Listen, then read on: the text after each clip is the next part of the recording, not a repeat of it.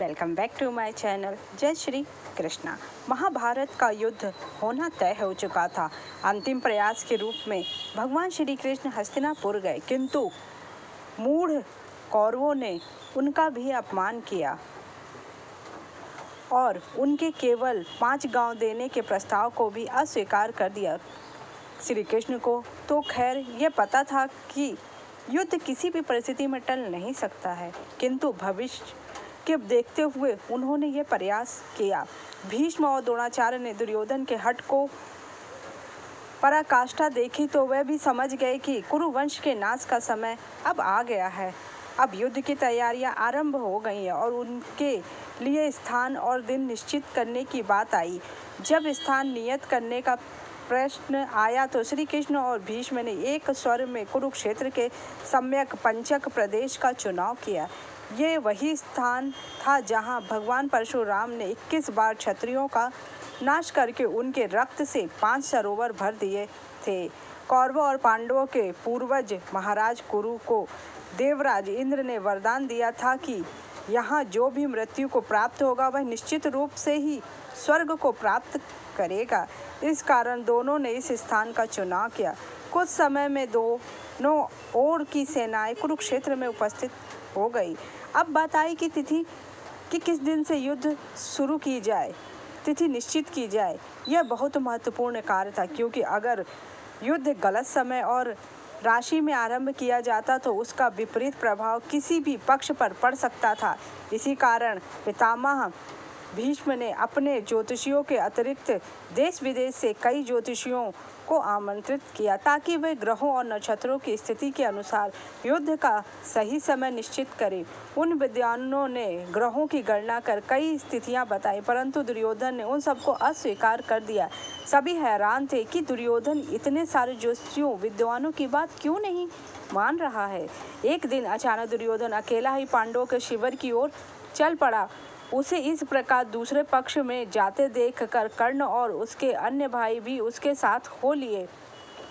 जब उनके प्रधान सेनापति भीष्म को इस विषय में पता चला तो वे भी द्रोण और कृपा के साथ उनके पीछे पीछे चल दिए। उन्हें आशंका थी कि कहीं दुर्योधन अपने क्रोध में समय से पहले ही युद्ध की स्थिति उत्पन्न ना कर दे। दुर्योधन और इतने सारे योद्धाओं को पांडवों ने अपने शिविर की तरफ आते देखा। भीम और अर्जुन को शंका हुई और वे युद्ध के लिए तत्पर होने लगे। अपने भाइयों को इतना उत्तेजित देखकर युधिष्ठिर और कृष्ण ने उन्हें शांत कराया। दुर्योधन के वहां आने पर उन्होंने उनका स्वागत किया और वहां आने का कारण पूछा। तब दुर्योधन ने कहा कि वह सहदेव से कुछ परामर्श करना चाहते हैं। दुर्योधन की ऐसी बात सुनकर सभी आश्चर्य में पड़ गए। दुर्योधन जैसे मानी व्यक्ति जिसने आज तक पितामह गुरु द्रोण का परामर्श भी नहीं माना, सहदेव से क्या परामर्श लेना चाहता है। किंतु वे दुर्योधन के अनुरोध को ठुकराना नहीं चाहते थे। इसीलिए सहदेव आगे और दुर्योधन से पूछा कि वह उनसे क्या सलाह चाहता है। तब दुर्योधन ने कहा, हे अनुज, अब तो युद्ध निश्चित ही हो गया है। दोनों ओर की सेनाएं आमने सामने हैं, किंतु बिना शुभ मुहूर्त के युद्ध आरंभ नहीं हो सकता। मैं जानता हूं कि तुम त्रिकालदर्शी हो, साथ ही तुम जैसा जोशी विद्वान आज पूरे विश्व में नहीं है। अतः